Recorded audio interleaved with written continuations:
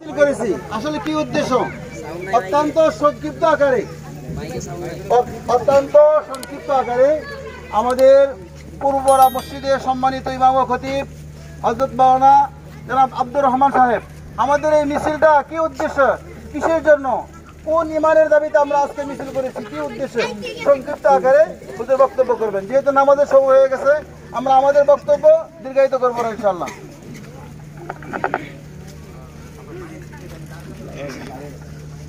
আসসালামু আলাইকুম ওয়া রাহমাতুল্লাহি ওয়া বারাকাতুহু।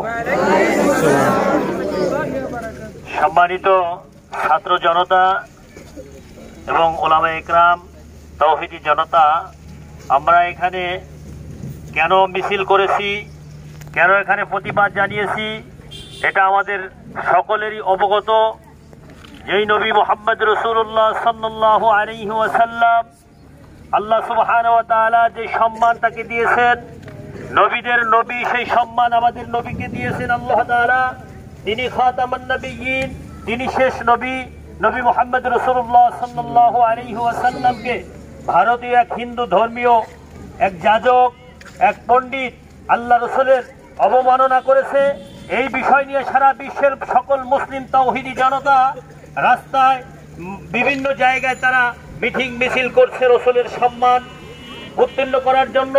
আমরা সেই ইমানি দাবিতে, আমরা সেই ইমান নিয়ে আল্লাহ রাসূলের প্রেমিক হয়ে আল্লাহ রাসূলের সম্মান উত্তীর্ণ করার জন্য আমরা মাঠে নেমেছি এবং আমাদের দাবি থাকবে এটাই, মুসলিম হিসাবে, আল্লাহ রাসূলের উম্মত হিসাবে, যেই হিন্দু ধর্মীয় পণ্ডিত আল্লাহ রাসূলকে অবমাননা করেছে অতি তাড়াতাড়ি ওই ব্যক্তিকে গ্রেফতার করতে হবে, এটাই আমাদের সকলের দাবি।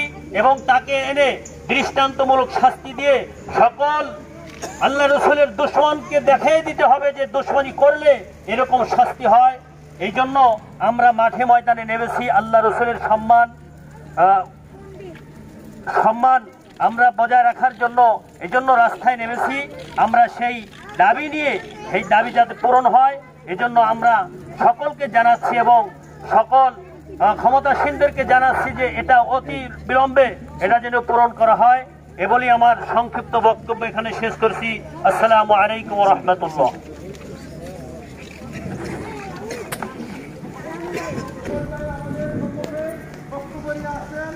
আমাদের পাশে মোহাম্মদিয়া মাদ্রাসার সুযোগ্য উস্তাদ জনাব সালমান সাহাদী স্যারকে তার সংক্ষিপ্ত বক্তব্য দেওয়ার অনুরোধ করছি। এবং অভিভাবকবৃন্দ, যারা আমরা দীর্ঘক্ষণ যাবৎ আমরা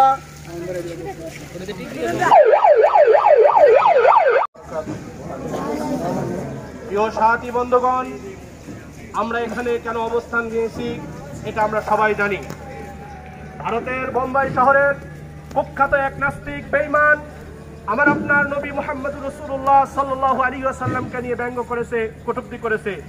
তার প্রতিবাদের জন্য আমরা এই ক্ষুদ্র যেই অবকাশ আমরা দেখাইছি, সর্বপ্রথম আমরা আল্লাহ তাআলার কাছে দোয়া করব যে আল্লাহ তাআলা যেন আমাদের এই ক্ষুদ্র এই প্রচেষ্টা যেন কবুল করে নেয় এবং কিয়ামতের ময়দানে যেন আমাদের জন্য নাজাতের উসিলা বানিয়ে দেয়। সাথী বন্ধুগণ, আমরা জানি, আমরা ইতিপূর্বে যতই দেখেছি, যত নাস্তিক বেঈমান, যত নবীর দুশমনেরা রাসূলের সাথে দুশমনি করতে গিয়ে বিভিন্ন ধরনের কটূক্তি করেছে, তাদেরকে যথাযথ আমরা আমাদের আন্দোলনের মাধ্যমে তাদেরকে যথাযথ শাস্তি দিতে আমরা পেরেছি। তবে আমরা এখান থেকে আমরা স্পষ্ট কথা বলে দিতে চাই, আজকে যে বিজেপির নেতা আমাদের নবীকে নিয়ে কটূক্তি করেছে তাদেরকে আমরা হুঁশিয়ার করতে চাই। হয়তো মনে করতে পারে যে মোদি তাকে মদত দিবে, মোদি তাকে সাহায্য করবে, কিন্তু সেই দিন কিন্তু আর নাই। ঠিক না ঠিক? স্পষ্ট করে দিতে চাই, মোদি আমাদের সরকার হাসিনাকে অনেক মদত দিয়েছে, মোদি কিন্তু হাসিনাকে রক্ষা করতে পারে নাই। বলে দিতে চাই, আমাদের কুখ্যাত সেই নবী দুশমন, তাকেও কিন্তু মোদি কখনোই রক্ষা করতে পারবে না। যদি ভারতের বর্ডার খুলে দেওয়া হয়, আমার অনেক মুসলমান তাদের হৃদয়ে রক্তক্ষরণ হয়েছে, এই রক্তের বিনিময়ে আল্লাহ রাসূলের ইজ্জত অবশ্যই হেফাজত করে ছাড়বো ইনশাআল্লাহ।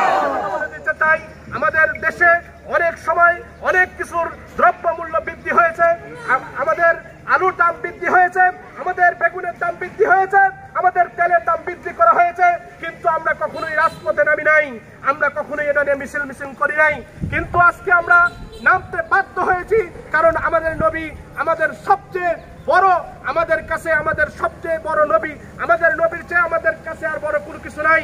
সেই নবীকে নিয়ে যখন ব্যঙ্গ করেছে, সেই নবীকে নিয়ে যখন কটূক্তি করেছে, আমরা কিন্তু আর ঘরে বসে থাকতে পারি নাই।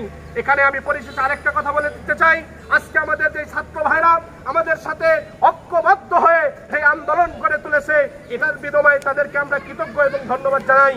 কারণ ইতিপূর্বে আমরা দেখেছি, আমরা হুজুররা যখন এরকম আন্দোলন করেছি, অনেক মানুষ অনেকভাবে ঠাট্টা বিদ্রোপ করেছে, অনেক কলেজ ইউনিভার্সিটি থেকে এগুলো ঠাট্টা আসছে। কিন্তু আজকে আমরা একটু সময়ের পরিবর্তনের কারণে আমরা দেখতে পেলাম কলেজ থেকে আওয়াজ উঠেছে, ভার্সিটি থেকে আওয়াজ উঠেছে, স্কুল থেকে আওয়াজ উঠেছে, সর্বসম্মতিক্রমে সকল জনতার পক্ষ থেকে আওয়াজ উঠেছে, যেহেতু সকল জায়গা থেকে আওয়াজ উঠেছে।